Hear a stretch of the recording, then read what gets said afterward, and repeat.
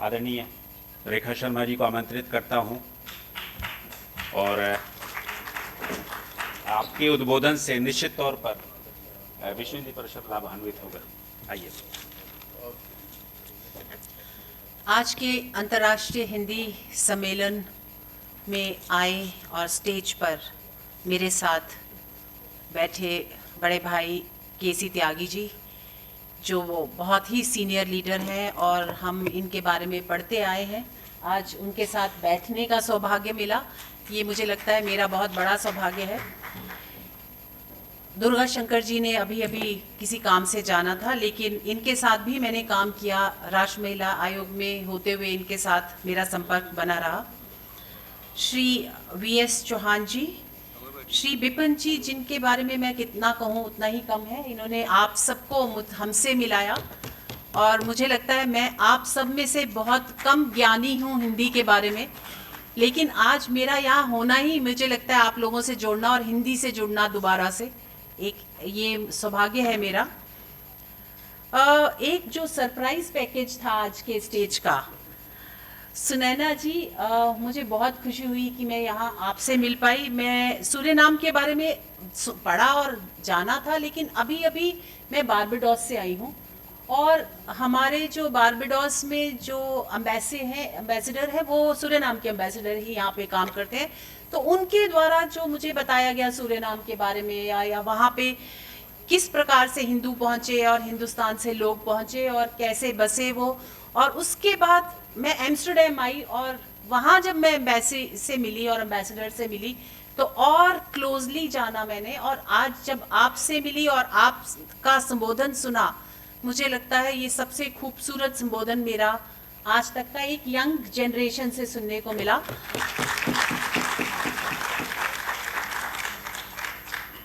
Professor Ram Narayan Patel जी और आप सब भाई बहन जो यहाँ मेरे सामने बैठे हैं, मैंने जैसा कहा मैं हिंदी की बहुत बड़ी ज्ञाता नहीं हूँ। मैं अर्स्टवाइल उत्तर प्रदेश और नाव उत्तराखंड वहाँ पैदा हुई और केंद्रीय विद्यालय में पढ़ी और वहाँ से निकली।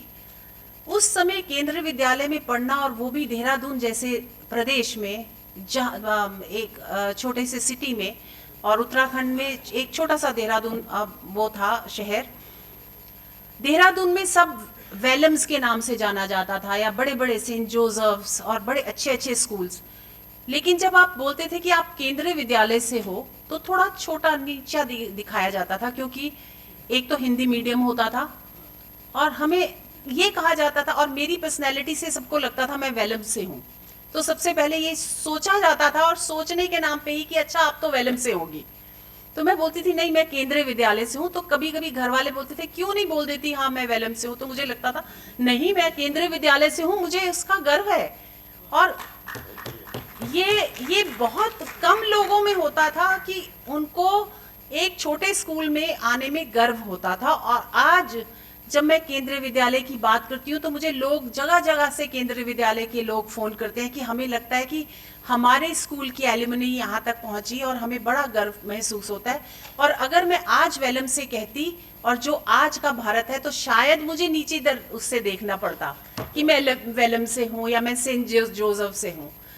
ये भारत बनाने में बहुत बड़ा हाथ हमारे माननीय प्रधानमंत्री जी का है।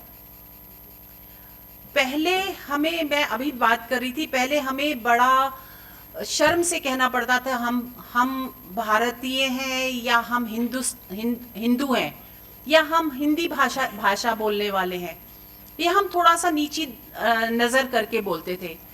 पिछले 11-12 सालों से हम गर्व से कहते हैं हम हिंदू हैं, हम गर्व से कहते हैं हमारी भाषा हिंदी है। और भाषाएं, जैसा अभी भी पीछे वक्ताओं ने बोला, एक मातृभाषा होती है, एक राजभाषा होती है और एक तीसरी भाषा होती है। हम अनफॉर्चुनेटली राजभाषा नहीं घोषित कर पाए हिंदी को, क्योंकि कुछ ऐसे लोग हैं जिनकी राजनीति चलती है भाषा के नाम पर। हम कहते हैं भाषा जोड़ती है लोगों को, दिलों को जोड़ती है, लेकिन कुछ लोग तोड़ने का काम भी करते हैं और हिंदुस्तान को और भारत को वीक करने का काम जो कर रहे हैं वो भाषा को वीक करने का काम भी कर रहे हैं। वो नहीं चाहते कि साउथ में हिंदी भाषा में बात हो या हिंदी की बात हो। अभी अभी मैं कल ही हैदराबाद से आई और मैं वहाँ पे जाते जाते कार से जब मैं देख रही थी, पहले वहाँ पे लोकल लैंग्वेज में लिखा था, चलिए ठीक है, मलयाली में लिखा है, ठीक है। वो दूसरी भाषा वो उर्दू में लिखा था और तीसरी भाषा में वो इंग्लिश में लिखा था, चौथी भाषा में हिंदी में लिखा था। तो सोचिए, वोट बैंक की राजनीति आपको मातृभाषा या राजभाषा से कैसे दूर रखती है।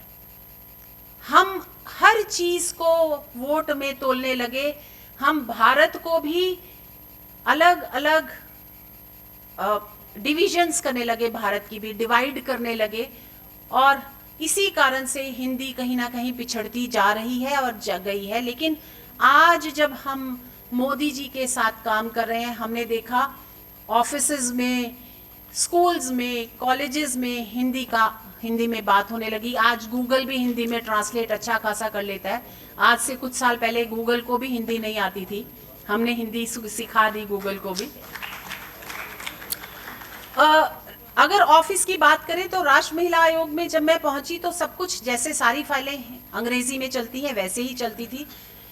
हमारे ब्यूरोक्रेट्स, अभी हमारे साथ एक आईएएस बैठे थे, एक फॉर्मर आईएएस ऑफिसर जो हिंदी की बात करते थे, लेकिन अधिकतर ब्यूरोक्रेट्स इंग्लिश में बात करते हैं और इंग्लिश की ही बात करते हैं, फाइलों में इंग्लिश में ही नोटिंग करते हैं।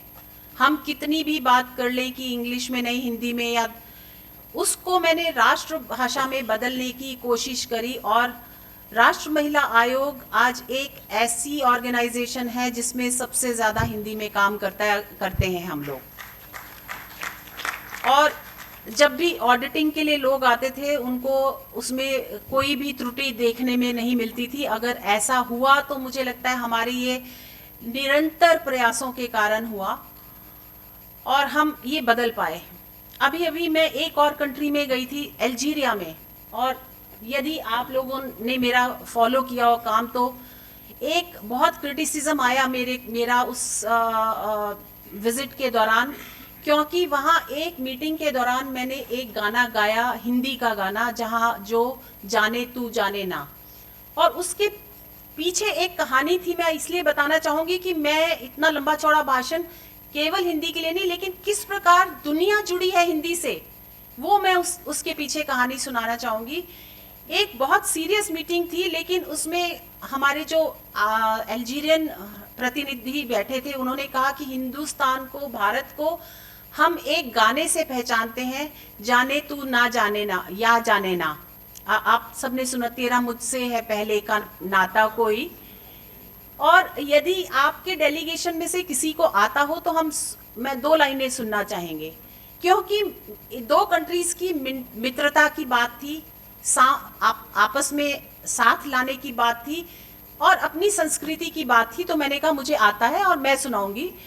और वो गाना किसी ने रिकॉर्ड करके सोशल मीडिया पे डाल दिया और लोगों ने उससे कहा कि ऑपरेशन सिंदूर की बात करने गई थी और ये तो पार्टी हो रही है, गाना गा रही है।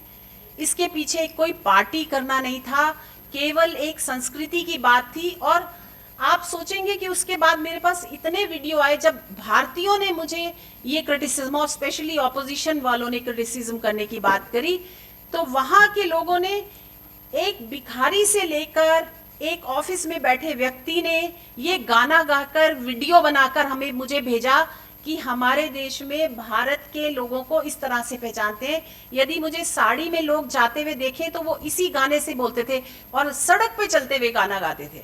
तो हमारे गाने, हिंदी गाने, हमारे भजन, हमारी हिंदी संस्कृति कैसे पूरे विश्व में एक दूसरे को, मॉरिशस की बात अभी किसी ने की, मॉरिशस में गई जब तो वहाँ हिंदी ही बोलते हैं। यहाँ इतनी हिंदी नहीं बोलते जितनी वहाँ हिंदी बोलते हैं, हिंदी में लिखते भी हैं। और ये हमारे वो भारतवासी जो वहाँ जाके, जिन्होंने स्ट्रगल किया, वो प्लांटेशन के लिए गए थे, चाहे वो सूरेनाम में प्लांटेशन के लिए गए थे या मॉरिशस में जहाँ गन्ना ज्यादा पैदा होता है, वहाँ पे भारतीयों को लेबरर की तरह से ले गए थे। लेकिन आज भारतीय वहाँ पर राज कर रहे हैं। दे आर देयर बिकॉज वो भारत की जड़ों से जुड़े हैं। और अगर आप जड़ों से जुड़ने की बात करते हैं तो भाषा जोड़ने का काम करती है, भाषा तोड़ने का काम नहीं करती कभी भी। अगर लोग कहते हैं कि हिंदी हम साउथ में नहीं करेंगे, तो मुझे लगता है वो लोग तोड़ने की बात करते हैं। हम दीनदयाल उपाध्याय जी की बात कर रहे हैं और आज हम अंत्योदय की बात कर रहे हैं, और मुझे लगता है जो संस्कार और जो विचार दीनदयाल जी ने हमें दिए वही हिंदी भाषा भी दे रही है। हिंदी भाषा वही कर रही है, वही संस्कार दे रही है, जो फिर भी हम पीछे क्यों हैं, ये सोचने की बात है। हम क्यों नहीं हिंदी को प्रमोट कर पा रहे, हम क्यों अपने संस्कारों को प्रमोट नहीं कर पा रहे। कहीं ना कहीं हम लैक करते हैं, तो वो करते हैं हम बहुत ऑर्गेनाइज नहीं हैं। हम ऑर्गेनाइज मतलब हम एक दूसरे का हाथ नहीं थामते हैं। और क्यों भारतीय या हिंदू ही एक दूसरे का हाथ नहीं थामते, हम क्यों फिसल जाते हैं? सबसे पहले कमी हम में है, कमी फिसलाने वालों में नहीं है, जो हमें ल्योर करते हैं या कुछ दिखाकर, चाहे वो पोजीशन दिखाकर हो, पैसा दिखाकर हो। तो शायद आज मैं इस नेगेटिविटी की तरफ भी आपका ध्यान दिलाना चाहूंगी कि अगर हमको भारत को बचाना है तो हमें भारतीयता को बचाना है, और भारतीयता को बचाना है तो हमें हिंदी को भी बचाना है। आज बहुत सारे देश गुलाम हो गए, और बहुत सारे देशों में, मैं गुलाम केवल ये नहीं कह रही हूँ कि दूसरे के लोग आकर आप पे राज कर रहे हैं। गुलाम हो गए, संस्कृति से गुलाम हो गए। आप यूनाइटेड किंगडम को, जिन्होंने एक समय पर पूरे विश्व में राज किया था, आज वो यूनाइटेड किंगडम नीचे जा रहा है। तो वहां आप देखिए संस्कृति खत्म हो गई, उनकी अपनी संस्कृति खत्म हो गई। आज यूएस बहुत बड़ा देश कहलाता है, लेकिन उनकी अपनी संस्कृति खत्म होती जा रही है। ट्रंप को लोग क्यों वहां पर पसंद करते हैं? क्योंकि वो अपनी संस्कृति की बात करने लगे हैं, और वो उन्होंने मोदी जी से ही सीखा है। जब मोदी जी ने ये कहा, भारतीयता की बात की, तो उसको समझ में आई कि मैं यूएस की बात करूं, मैं अपने चर्च की बात करूं। उसको अब लगने लगा कि अब वहां पर लोग, जैसे हम हिंदू मंदिर जाना बंद कर दिया, वहां लोगों ने चर्च में जाना बंद कर दिया था। अब वो वापस चर्च की तरफ जा रहे हैं, और ये भी मोदी जी से सीखा। जब हमारा मंदिर, राम मंदिर बना, मेरे को बहुत खुशी हुई। उसके एकदम बाद मैं लखनऊ आई सर, और लखनऊ में मैं एक हनुमान मंदिर चली गई। मैंने कहा मैं राम मंदिर तो हुआ ही, जब स्थापना हुई उस दिन, मैं अब राम के बाद हनुमान का जाना जरूरी है, तो मैं हनुमान मंदिर गई। वहाँ यंग लड़के लड़कियां हनुमान चालीसा गा रहे हैं और डांस कर रहे हैं हनुमान चालीसा पे। तो ये परिवर्तन अगर हुआ है तो केवल और केवल मोदी जी के युग में हुआ है।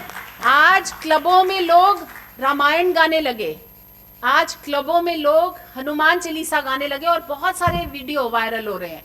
तो हम ये सब करके भी अपने कल्चर को बचा सकते हैं, अपनी संस्कृति को बचा सकते हैं, अपनी भाषा को बचा सकते हैं। भाषा में मेरे ख्याल से आप सब मेरे से ज़्यादा ज्ञाता हैं, इसलिए उस पर ज़्यादा बात नहीं करूँगी।